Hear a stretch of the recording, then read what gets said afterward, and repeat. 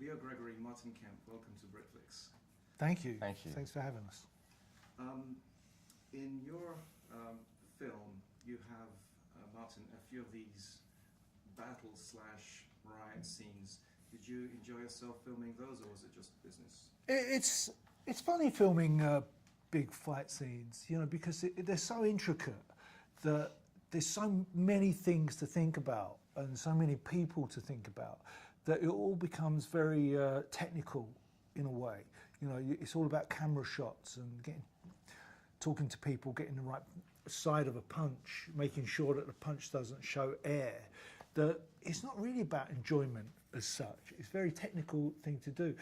My enjoyment, if you ask, absolutely comes from watching two great actors, watching Leo on set with Lorraine, and putting the two of them together. Then, and I sit back and I watch the monitor, and that's when I get enjoyment.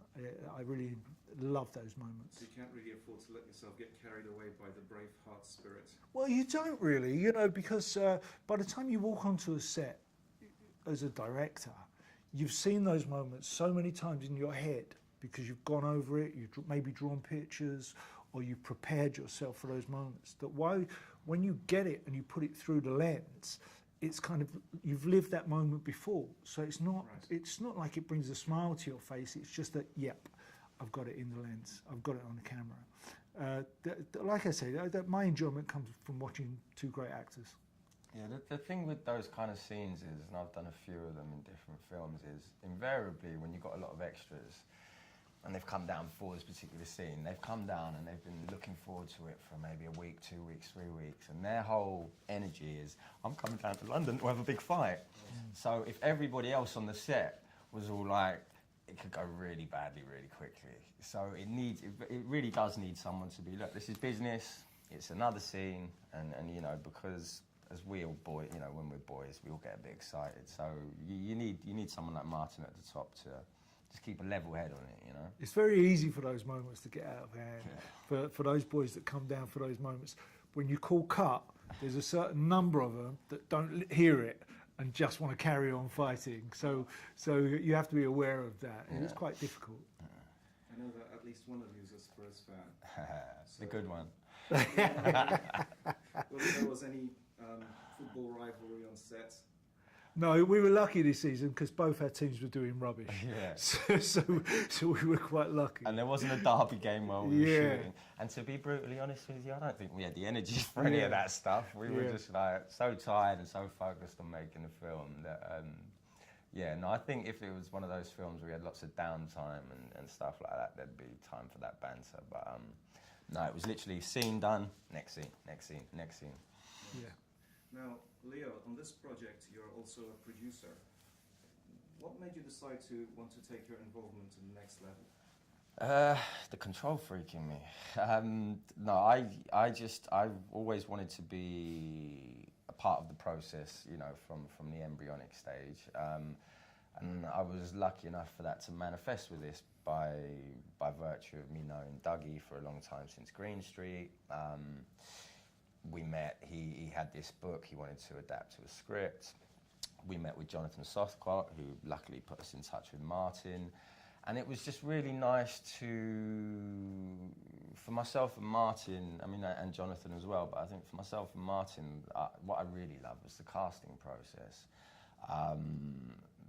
You know, I could bring in some friends who I knew were good, and Martin would direct them amazingly, and you know, yes, no, and so being a part of that process, really, I really found it enjoyable. Something I definitely want to do again. And yeah, I mean, it's just, you know, I guess it's kind of leaving less to chance, if you will. It's great working with anybody, working with a producer that wants to collaborate on ideas. You know, I've worked with so many in the past where it's closed, and they say, this is who we want, this is who we've got, and this is how you're going to make the film. It's great working with anybody who wants to share dramatic ideas, artistic ideas. Yeah. Just touching briefly on the casting process, you've got some great faces in your movie. I just have to ask, is Vincent Reagan as scary in real life as he is in film? Vincent, it's weird, isn't it? Vincent is the nicest man. Yeah. He is the nicest man. But it's something that we spoke about earlier, you know, that I believe that we all have this box inside us that says the dark side of us, but we all keep it closed. It's only actors that are allowed to open it up, have a look what's inside and experience it and then put the lid back on. Yeah. Everybody else has to go through the whole of life with the lid on. Well, your film is all about the dark side, really, accessing that. In the script-to-screen process, did you find there were elements where you needed to shift the focus away from the book? Were there any key differences between the script, the film, and the book? No, I think when we took the film on, what I wanted to do was bring out the family element much more. I wanted to take it away from just being about the boys and making a kick and tell movie, and making something that we've all seen before. You know, I wanted to take it much more in the home. There was a moment in the original Hooligan film called The Firm, you know, with Gary Oldman, where the baby gets left upstairs and he cuts himself on a Stanley knife that Gary Oldman's left behind, you know. And I wanted to take that seed and implant it firmly within Top Dog to show what happens to the family, the effects of that violence when the boys go out. Leo, question for you. Do you find it's very different being directed by somebody who's also an actor? Very difficult, did you say? Different. Only different in the best possible ways. Yeah, I mean, the best directors that I've worked with, and I'd certainly put Martin firmly in that list, are previous actors, or still actors, you know, in Martin's case. But yeah, because they have, they just have an understanding, I don't know if compassion is the right word, just an understanding to you know, to what an actor goes through. You know, you turn up in a place and you put yourself on the line, you know, you put yourself out there to be shot down.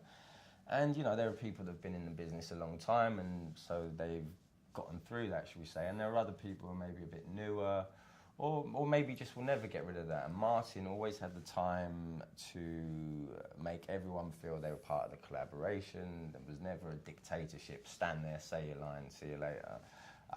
So it was a beautiful experience being directed by Martin. And so, thank you. No, 100%. Yeah, I mean, I've been on sets where the director will literally come here and grab your arm, and pull you over and say, you're over there, and grab you and pull you. And it's like, it upsets me and it disgusts me. The minute we got together, you know, and I said to Leo and everybody there, is that for me, what happens on the set, and the best sets I've ever been on, is where the director will say the best idea sticks. Whether it doesn't matter where it comes from, if it comes from one of the crew, and they say, you know what, you should try it like this. If it's a great idea, then that's the idea you work around.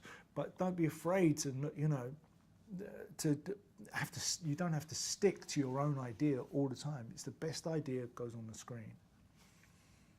Martin, will we see you behind the camera more often? Yeah, definitely. I mean, I love doing it. Absolutely. It's all of my hobbies in one big ball. You know, it's drama, it's photography, it's cinematography, it's even music that underscores it all, you know, and you get a chance to bring all those hobbies together. But, you know, even directing for me is, it's not a job, it's a hobby. And sometimes you're lucky enough to make a couple of quid out of it, sometimes you don't.